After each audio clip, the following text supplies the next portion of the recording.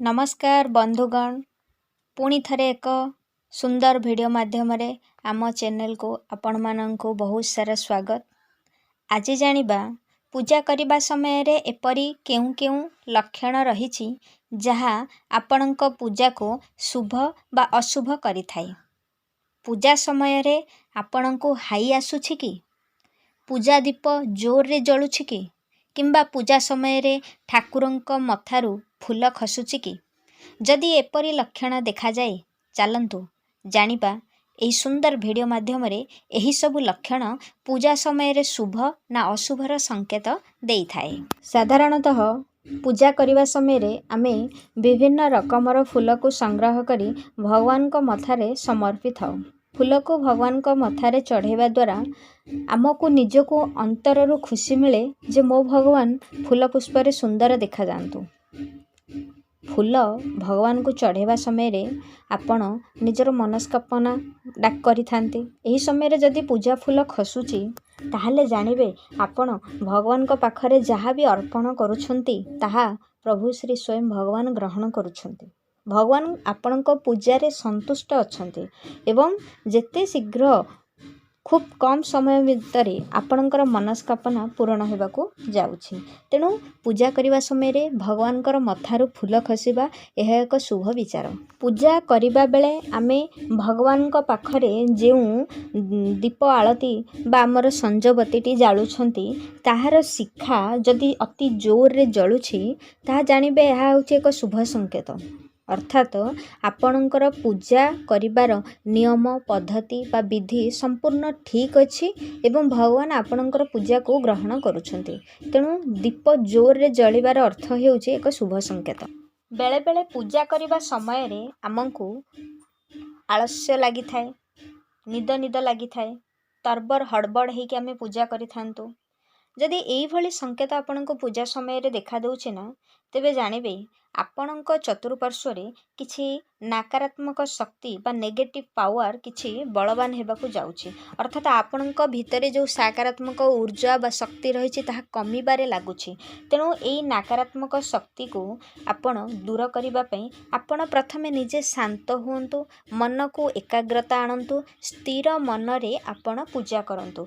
देखिबे एकाग्रता आनिबा द्वारा एई जो आपणक चतुर्पार्श्व रे जेते सब नकारात्मक शक्ति बढ़िबारे लागिचंती ताहा धीरे धीरे थमिबो। आपणकर पूजार एकाग्रता ही आपणक भितरे एक पॉजिटिव ऊर्जा को जागृत करिबारे सहाय्य करिवो।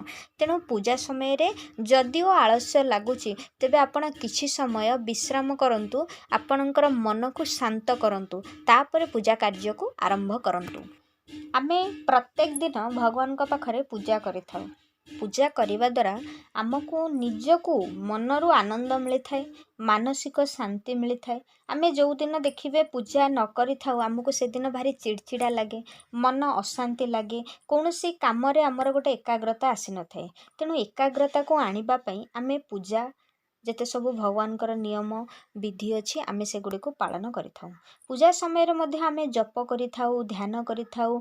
बेले बेले पूजा समय रे आम आखिरू लुह आसी जाय थाए। आमे पूजा समय रे जदि ध्यानर सहित प्रभुंक पाखरे लीन होई जाउछन ना, तो देखिबे आम आखिरू निहाती लुह आसी जिवो, मन भितरे कोह जात हेबो। आज्ञा एहा हेउछि एक शुभ संकेत। कारण जदि आमे भगवान का पाखरे कांदिकिरी आमर भावटा को आमर कोहटा को जदि तांका आगरे प्रकाश करूछंती, सबले जानंतु आज्ञा भगवानकर अंदर महलर चाबिकाठी होउछि व्याकुलता। आपण व्याकुलतार सहित भगवान को डाकंतु, देखिबे दिने ना दिने निश्चित भाव में आपण जो कथा को नहीं भगवान का पाखरे निजको समर्पिछंती सेही कथा, सेही चिंताधारा, सेही लक्षण गुड़ाक आपण धीरे धीरे परिवर्तन हेबो। आपणकर मनस्कामना यथाशीघ्र पूर्ण हेबाकू जीवो। बेले बेले पूजा करिबा समय रे नाना विघ्न घटी थाए। एई भली जदि विघ्न घटुची जानिबे आपणक पूजा रे किछि ना किछि भूल रहुची। जो विधि रे बा जो नियम रे पूजा करिबा कथा आपण किछिटा भूल करूछंती बा किंबा किछि नकारात्मक शक्ति आपणको पूजा करिबा समय रे हैरान करूछंती, जोटा कि आमे वास्तु दोष बोली कहि परिबा।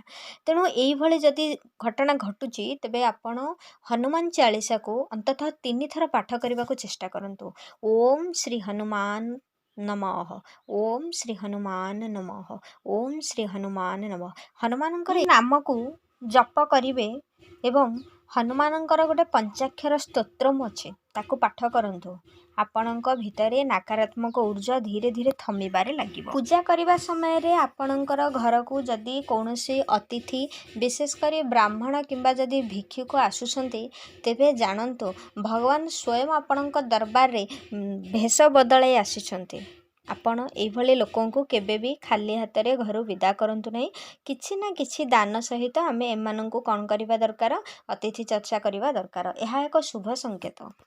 ବେଳେବେଳେ ଆମେ ପୂଜା କରିବା ସମୟରେ ଆମକୁ ହୁଏତ କିଛି ବାସ୍ନାରେ ଛିଙ୍କ ପଳେଇ ଆସିଥାଏ। କିଛି ଲୋକ କୁହନ୍ତି ପୂଜାରେ ଛିଙ୍କ ଆସିବା ଏକ ଶୁଭ ଲକ୍ଷଣ, କିନ୍ତୁ ଏହା ଶୁଭ ଲକ୍ଷଣ ହୋଇନଥାଏ, ଏହା ପୂଜାରେ ଅଶୁଭ ଲକ୍ଷଣ ହୋଇଥାଏ। ବେଳେବେଳେ ପୂଜା କରୁଥିବା ସମୟରେ ଆମେ ତ ସବୁବେଳେ ବିଭିନ୍ନ ପ୍ରକାର ଆଜିକାଲି ଯେଉଁ ଅଗରବତୀ ଗୁଡ଼ାକ ବାହାରିଲାଣି ଆମେ ସବୁ ଲଗାଉଛେ, କିନ୍ତୁ ବେଳେବେଳେ ଦେଖିଥିବେ ଆପଣଙ୍କର ପୂଜା କରୁଥିବାର ଚତୁଃପାର୍ଶ୍ୱରେ ଏଇଭଳିଆ ଦିବ୍ୟ ମହକ ଅନୁଭୂତି ହେବ ଯେଉଁଟାକି ପୂଜା କରୁଥିବା ଲୋକ ହିଁ ଅନୁଭବ କରିପାରିବ।